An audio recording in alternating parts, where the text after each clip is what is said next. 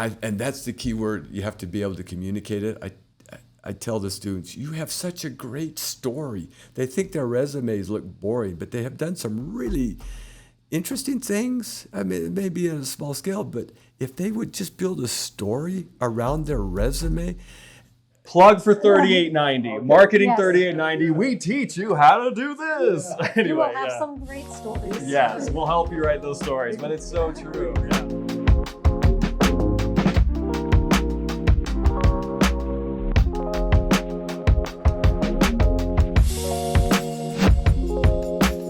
Dr. Doug Miller, thank you so much for joining the Chuck and Rita Show.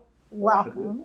I'm so excited. I always look forward to talking to you two. Always grateful for what you do for my program. So let's get going. Let's do it. Well, yeah, tell us a little about yourself. Where are you at now? Where you been? Where you coming from? Yeah, I am probably one of the most senior faculty in the school business. I've been here a while. And I got into hospitality, which we're going to talk about today, as a kid. My family moved from Colorado, Denver, the big city. I was a city boy, to a little town in Montana, Anaconda, if anyone knows. And in junior high, and that was kind of a tough transition. There was nothing to do for me. And I always had desire to go out and work and make money and do some of those things. And there was a nice resort just outside of our town. So as soon as I could, that was a place you could find a job. As soon as I could, I went and got a job as a busboy at this beautiful resort, and I loved it. I stayed there all through high school. I made a lot of money. I got to eat for free in the restaurant. As a young kid, that was like more valuable than the money. I got to run around the resort and chase the little 16-year-old girls, that came to visit. I mean, I was in heaven. It was just such a great job, and it was busy. It was hard work. The restaurants were busy, and it's physical, but I loved it. And so I discovered hospitality pretty early on. Then I ended up in the islands, which was quite a transition from cold Montana to tropical islands in the South Pacific. Wow. Yeah. And Hawaii, and I preferred the islands, yes, as most people. I loved the water and the weather and things. So I built my hospitality career in the islands. Went to school in Hawaii, undergraduate, and my MBA in Hawaii, and worked for various hotels and restaurants. Right out of college, my first kind of grown-up job was in Fiji, which was high-end and fun at a beautiful luxury resort in Nandi. And so, I kind of discovered this good gig early on and was fortunate to have, and I enjoyed it. And so from there, I just worked. I knew I wanted to teach eventually.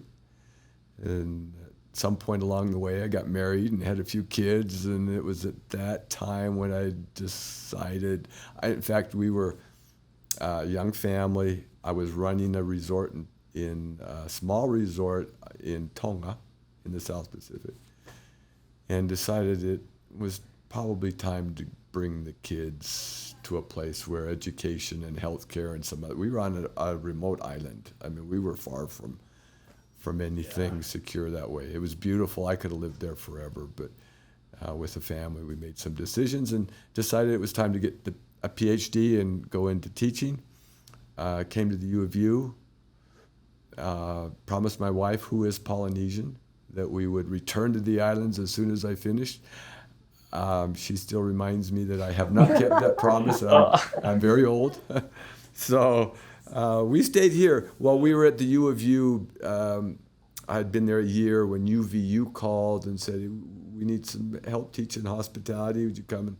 So I came over and started running the hospitality program and have stayed here basically ever since. We did go back to Hawaii for a few years to teach, but I've been here running the hospitality program. Sounds like we're in the wrong job. I know. What are we doing? Right? Okay, that's what I'm hoping that we can do today. Yeah. That's my job today, is convince some of your students that hospitality has some advantages. Don't sleep on hospitality management. That's what We're here for. that's right. That's Well, right. I'm hearing we could live on tropical islands. Exactly. So, Yeah. so can you describe a typical day in a role within hospitality management? And that's one of the things I love about it. And I think there are some students that will just gravitate to hospitality for the very reason that hospitality every day is different. There are some jobs where you go in and I'm not gonna diss on any of your other podcasters or other careers. I know you're bringing in accountants and some of these other, the days may not be all that different. Hospitality, you never know what's going to happen that day when you have hundreds of guests, all and diverse and staff and all kinds of things going on. You just don't know what the day is going to bring, and I find that exciting. If I worked at some places that were not well organized and were unprepared for that, and that was horrible. It can be a tough business if you're not ready, if you're unprepared, if the management is ashamed of what's going on, so they hide in the back. But if you know what you're doing and you've got things organized and you're prepared, it can be fun. So you mentioned that you managed a small resort in Tonga. What was that day-to-day like? As much as you can. You said it's every day was different. What were you managing people? Were you managing events? Were you what's the checklist of a manager of a resort? A little of all of that. You have a lot of people coming and going, but hospitality also is very labor intensive.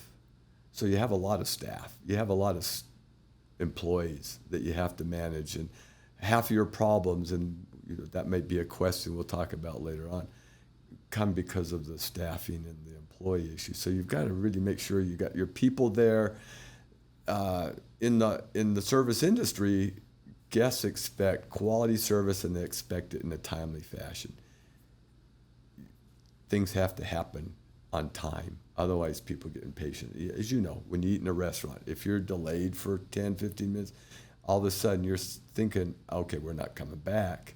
You can't afford that in this business. You've got to be on top of everything all the time. Yeah. So you're checking your staff, you're making sure everything's ready, and every day something's going on that you're putting out a fire here and there. You're walking the property as the general manager just to see, did everything happen last night that should have happened? Is everybody in place? Does the place look good? You're having meetings with, usually in the morning with the key staff, finding out who's checking in terms of groups or what's events that you might be hosting that day. Are we ready? Is everything in play? In Tonga, it's a little bit different and a little bit harder, especially on an isolated island like that. Yeah. If I'm running a resort in Park City, I have food deliveries every day. I can call the food purveyors and they're coming up and we get our orders in every day. We have produce coming and going. On an island in Tonga, I make that order. I wait 3 or 4 weeks for it to show up. And it has to be large enough to last for several months because it has to come on a ship with a container capacity. So there were a lot of nuances to a little island like that, but which was part of the pleasure of hospitality. Again, you just, depending on where you're at geographically, can also throw in some curveballs and some nuanced ways that you manage. But your question was the typical day, and it's checking everything, making sure the staff is in order, making sure they're doing their thing, that they look good, and that the guests are moving the way they're supposed to. Yeah. Meeting with key individuals, checking your budget, checking your reports. What were the numbers last night? A lot of finance and accounting, and it's a business, so you got to make money. Yeah, it sounds very rounded. It does. Yeah, a little bit of everything. You mentioned the fires. Yeah. A lot of fires, not literal firefighting, but a lot of fires. Well, you do some literal fires. Oh wow, geez. Well, and to that point, what was one of the biggest crises that you faced in your career and how did you manage that situation? Yeah. Sounds like an interview question, Right. like an actual like we're interviewing. It's not like that. Just casually. Yeah. Well, there's so many, it's hard to pick. So in the South Pacific, you've got all kinds of weather-related issues, hurricanes that can shut down, and on the islands that may not. Hawaii was a little more prepared, but Fiji and Tonga and some of the other islands, their power grids and so on aren't quite as sophisticated. So if power goes off, you could be 3, 4, 5 weeks in some cases if the hurricane was significant enough. And you've got international tourists who've paid top dollar and it's hard to get to places like that you are now responsible for. And I was a young manager so I didn't have to carry the burden of it all, but I had to participate when a major hurricane hit Fiji. And you have a lot of guests that, you're trying to keep safe, and then you're putting them in a ballroom with candles, and you're trying to figure out everything, and then you're trying to get them off the island over the next week or whatever. Stuff like that happens everywhere. I mean, again, that's part of the excitement of the industry, part of the fun. In Tonga, the Crown Prince, Tonga's a monarchy, a true kingdom with a monarch government, and the Crown Prince liked to come to the island and stay at the hotel. Oh, wow. They had a little palace on the island. That was too much work for him. He didn't like all that. He wanted to just be kind of a little more incognito and hide and stay away from all the duties and everything. So he liked to stay at the hotel. I was new to the island and to the hotel. The reservation manager comes. She's also an expat. She was from Canada. There was a few of us there, and so we both kind of thought alike. And she came to me one day. I'm on the grounds with the grounds crew, and said, "I think we might have a problem. The Crown Prince wants a room next week." And I told his secretary, "No, we're booked."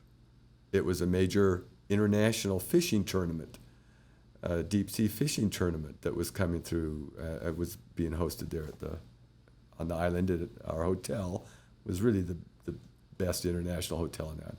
Well, kudos to your coworker for saying no Yes. to the Crown Prince. I don't know if I would have had the gall. Me either. Be like, yes, sir, you got it. Whatever you want. Yeah, exactly. I kind of high-fived her and said, "Yeah, we don't have room. Tell them to stay at the palace." That was kind of our thing. And I said, "Yeah, I agree with you. We were overbooked. And there's not like, on an island like that where you can start walking guests or send them down the street to some other luxury property or whatever else. I mean, it's hard to get there. You planned for it. You paid deposits. We had a commitment to honor for those guests. So I agreed with her. Yeah, no, we can't do it. About an hour later, I got a call from the governor of the island, and he was very cordial. And he says, "I know you're new. We haven't met. I understand the Crown Prince is looking for a room." And I said, "Yeah, we're just overbooked. We've got this tournament." He paused for a second, and then he said something and the hair on the back of my neck stood up, and I knew we were in trouble. He said, he just quietly, and I don't know, it was the tone or something. He said, "Take care of the Crown Prince." And he hung up. And I just had this overwhelming feeling like, uh-oh. We got to rethink this. And so we did. We took care of the Crown Prince. And over time, I realized I needed to learn the culture and the way things operated. And when the royal family called, and they did, he especially regularly, we just did whatever he asked, whenever he asked. And all of a sudden, a road that we needed to be paved gets paved. Certain things, there were things that you had to be able to do. And that happens in any business. You have to know. And sometimes you have to stretch. It was an ethical thing. It's a great case study in ethics because we had to take some guests who had legitimately made reservations and did everything right and move them out to some third-rate place that they were very angry, but what could we do? But it sounds like there's a lot of empowerment in hospitality. because you didn't have to go and ask somebody. The person who answered the phone the original time didn't have to come to you and ask if the Crown Prince could stay. Do you find that in most of the places? Hotels are trying to empower their employees, and as you get into the higher quality properties, particularly a luxury like a Ritz-Carlton or a Four Seasons, they do very much empower their employees. They, in fact, give the front desk clerk a budget to say, if you have to take care of it, if you have to solve a problem, solve it. Don't put the guest on hold and say, let me look into it or let me get the manager. Solve it. If it costs you $300-400, it doesn't matter. Take care of it. Never say no to a guest is the mantra at some of those type properties. And so they work very hard to empower the employees. It's hard to do. We all like to say that, but a lot of management has a real hard time letting go of that. There are still budget constraints and concerns and other things that they like to get involved in. So sometimes that works, sometimes it doesn't. But we're trying to be better at empowering in the hospitality industry. So you talked about the Crown Prince coming to visit. Yeah. So who is the most famous person you've interacted with? You know, I was never really a big celebrity chaser. I think my students have a lot better stories. Even just here in Provo and Park City and Salt Lake, they come back and we've had some great celebrity sightings at some of these properties. I did as a college student. And in Fiji, we didn't have a lot of celebrities, but we did have a lot of money, big money. No one knows the name, but these were people who were billionaires. And so we were always told, there's VIPs coming, who are they? And I had no idea who they were. But then I find out that they, were extremely wealthy. Mm. But if you could choose a celebrity, if you had anybody in the world to come stay at your resort, who would it be? Yeah, I thought of that. I'd probably, this may sound silly, but I'd probably go with someone like Will Ferrell. Yes. Jim Gaffigan. Yes. I think I would rather eat with a comedian. Yeah. That just kind of a little more down to earth and funny. That's just me. I know there are some, I know half my students would say someone like Taylor Swift or Tom Brady or some big sports. I never did. I saw a lot. I did see when I was a room service waiter in college at a large hotel in Waikiki, a major hotel in Waikiki. So I'm going to school and I did graveyard room service. That was an interesting job. That was a crazy job. You see all kinds of stuff and all kinds of weird things happening at a major resort. But that hotel would host the NFL Pro Bowl and so I did see quite a few. I took room service. I remember taking a 2 a.m.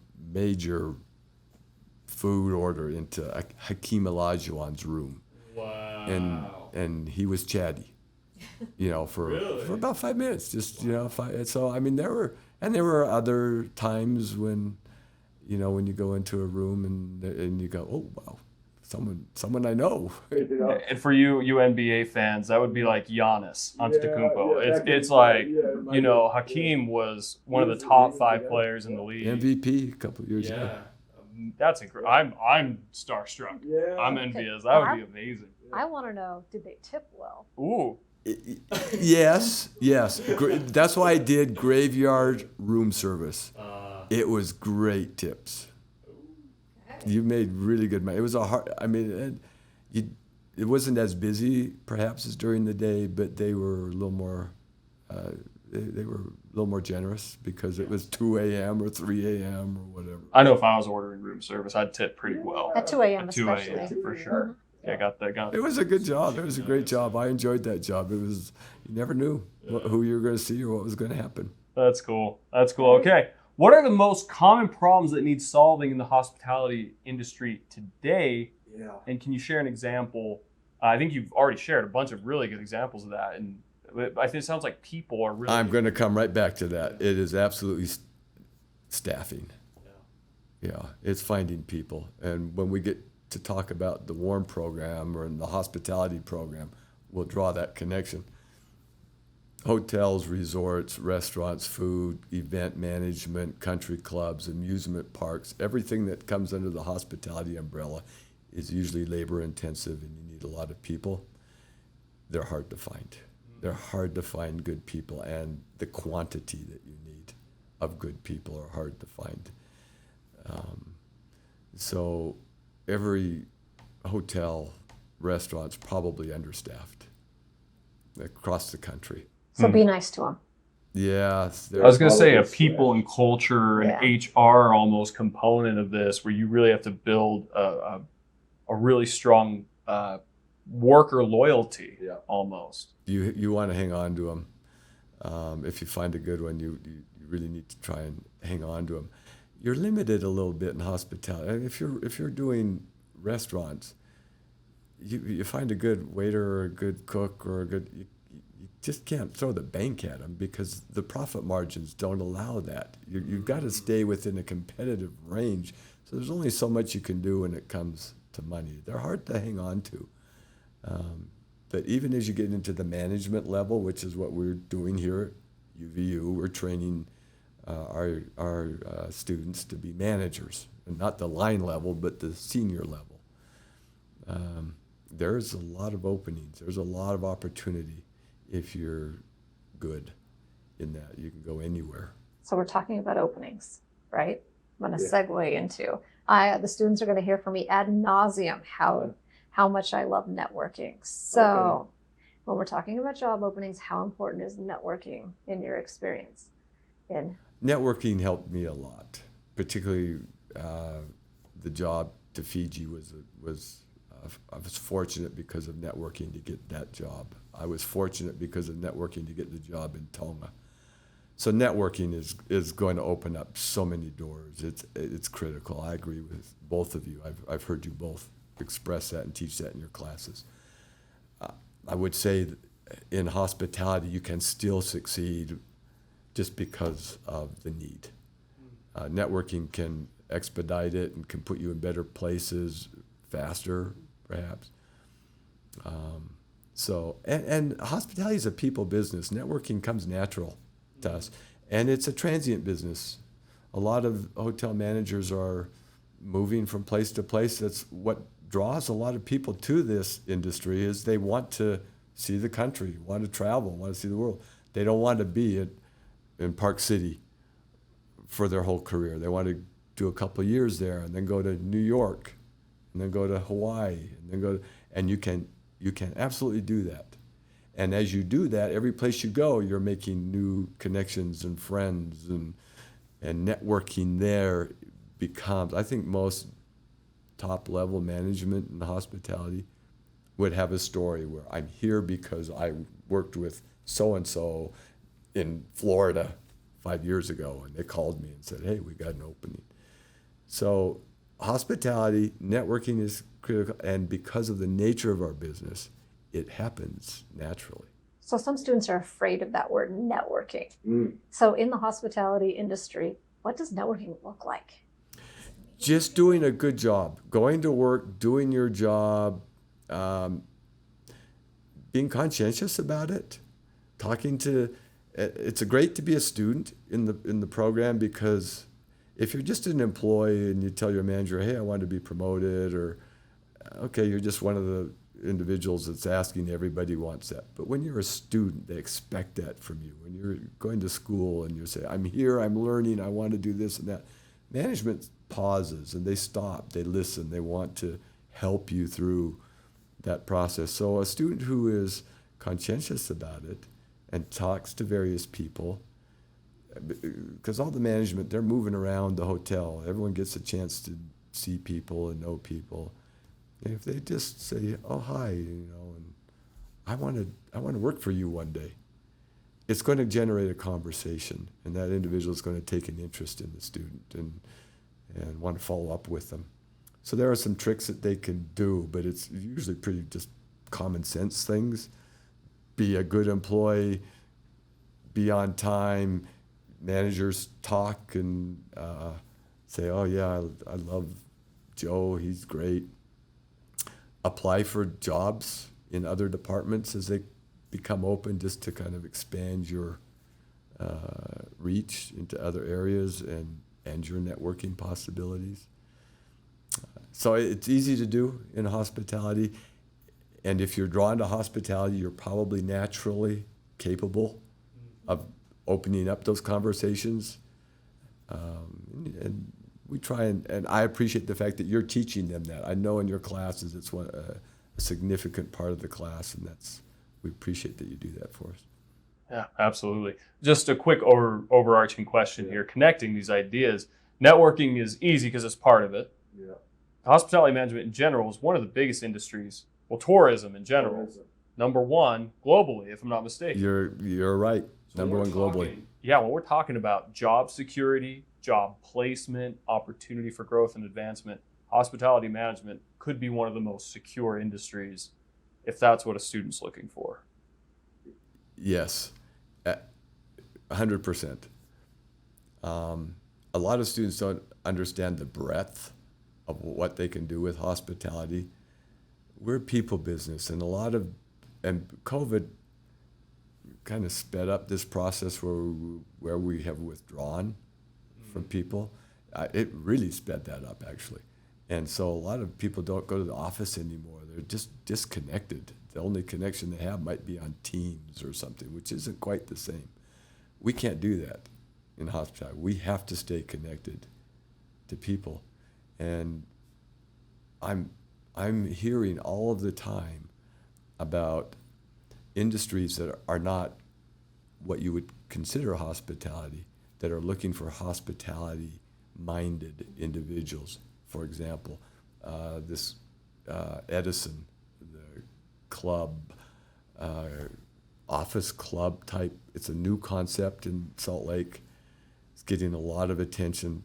People that don't want, small businesses, lawyers, real estate agents, anyone that can't afford an office, doesn't want to afford, they can buy into this office building that's set up as a club, and they pay a fee to be a member, and then they pay some dues. But what they get is they get use of high quality office space if they want to host a client. They've got food and beverage at a very high level that they can claim as their own. You know, it's like being a member of a country club. Let's go to my club. Let's go have lunch at my club. All of a sudden, instead of just being a real estate agent, you're a you're a player in the game. That's happening a lot, and I've had one of my alums graduated, went and ran, worked at Amangiri, which is one of the top resorts in Utah, one of the top resorts in the United States. It's hidden down in the desert by Lake Powell. Very, very high-end resort. He was there for a while. Then he went to Mississippi and managed a hotel. But he was just stolen by a group called Kiln. I'm familiar with them. They're doing something similar to what Edison, this concept in Salt Lake, is doing, where they're taking office buildings and turning them into hospitality-focused office structures and infrastructure and services. Interesting. And it's going to catch on. This Kiln group is going to grow, I think, significantly, as some of these others are. So it's about an experience. It's experience. Yeah. It's experience. And in Europe, I heard from some of the hospitality school in Europe, one of the top schools in Switzerland, is actually placing as many or more of their students in corporate banking and in significant hospitality roles where they are actually consultants or assistants to high wealth individuals and companies. Maybe a small law office will hire a hospitality director who takes care of their food and their travel and their hosting and all kinds of eclectic things that go on in that world, and they're being paid very well. That's why the hotels are nervous, because these people who have that kind of money are paying more than even the luxury hotels were paying. So there's a lot of movement in hospitality. It's not just the traditional hotel restaurant. Sure. Yeah. I immediately think business to business sales, So do I. right? The highest level, multi-million-dollar deals by somebody who's been trained in creating an experience for some of these ultra high-end clients. They're going to go to a hospitality. And this is the other thing we talk about a lot in our class is skill transferability.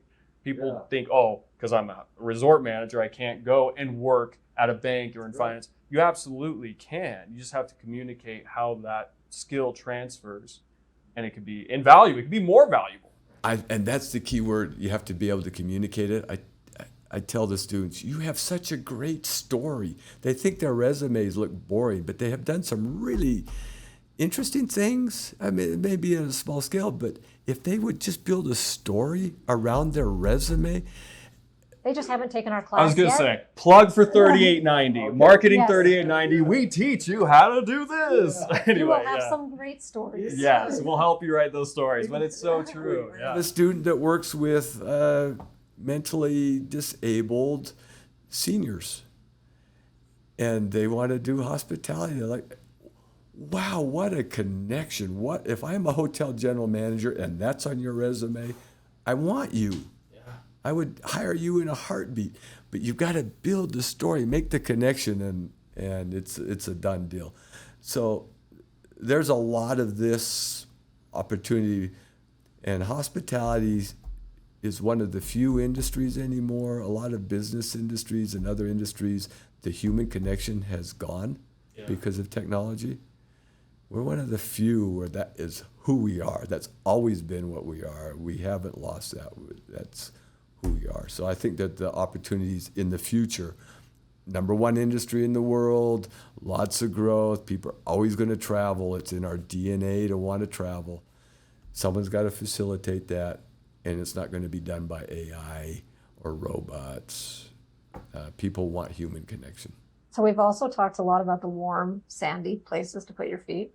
I'm a Yes. big skier. Mm-hmm. So I like to put my feet in the snow. There you go. So, I mean, think hospitality, not just for our beaches, right? Oh, yeah. Everywhere. As you know, so if you're in Park City, you have your feet in the snow 6 months out of the year, and then some of those people will then go to Hawaii for 6 months out of the year and put their feet in the sand. You get a little bit of both, if that's kind of what they want, if they're transient enough to be able to do that. When you want to kind of settle down and be parked at a place, well, then you get a pick, snow or snow. Yeah.